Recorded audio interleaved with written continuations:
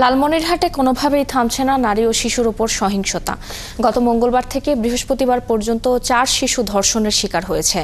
আর গত 15 দিনে জেলায় নারী ও শিশু নির্যাতনের মামলা হয়েছে 19টি। এতে উদ্বিগ্ন অভিভাবকরা।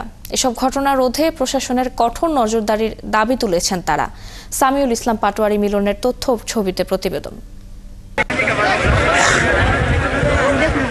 গত 5 মার্চ লালমনিরহাটের আদিতমারীর দুর্গাপুর ইউনিয়নে গৃহবধূ হাসিনাকে গলা কেটে হত্যা করে তার স্বামী আশরাফুল। তার মরদেহ পাওয়া যায় ফুলগাছ বামনপাড়া এলাকায়, আর মাথা মেলে দুর্গাপুর সীমান্তে। এই ঘটনায় আশরাফুলকে গ্রেপ্তার করা হলে হত্যার রহস্য উদ্ঘাটন হয়।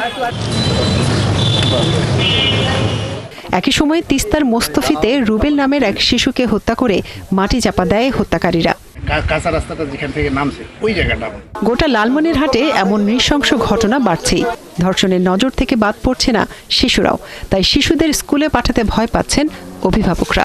লালমনিরহাট জেলায় বসবাস করতেছি, এখানে তো বসবাস করার জন্য আমাদের খুব মনের ভিতরে ভয় জাগতেছে। আমরা চাই যে যেখানেই ধর্ষণ হবে সেখানে যেন উচিত বিচারটা হয়। পেপার পত্রিকা বা যে কোনো জায়গায় খুললেই দেখা যাচ্ছে শিশু ধর্ষণ বা নারী ধর্ষণ নির্যাতিত হচ্ছে। আমার মেয়ে স্বাধীনভাবে স্কুল যাইতে পারতেছে না, আমার মেয়ে স্বাধীনভাবে কোচিং সেন্টারে যাইতে পারতেছে না।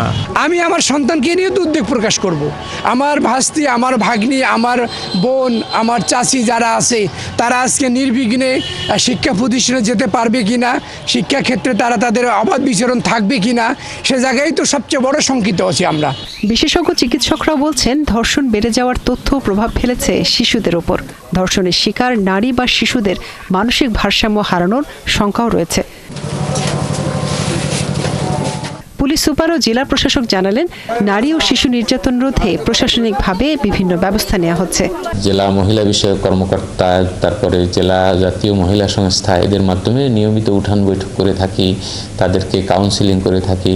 আমরা সরকারি যে মহিলা কলেজ আছে সেখানেও আমরা কাউন্সিলিং করি, তাদেরকে সবসময় বলে থাকি। আমাদের জেলা এবং উপজেলা পর্যায়ে বিভিন্ন মিটিং হয়। প্রতিটি ঘটনা, যেসব নারী এবং শিশু রিলেটেড যেসব ঘটনা, প্রত্যেকটি ঘটনায় আমরা কুইক রেসপন্স করছি, আসামি অ্যারেস্ট করছি এবং আসামিদের আইনের আওতায় নিয়ে আসতেছি।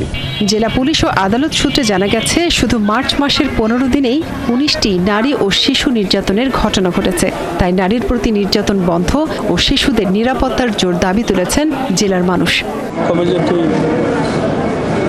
মনিরা কাজুরি, 71।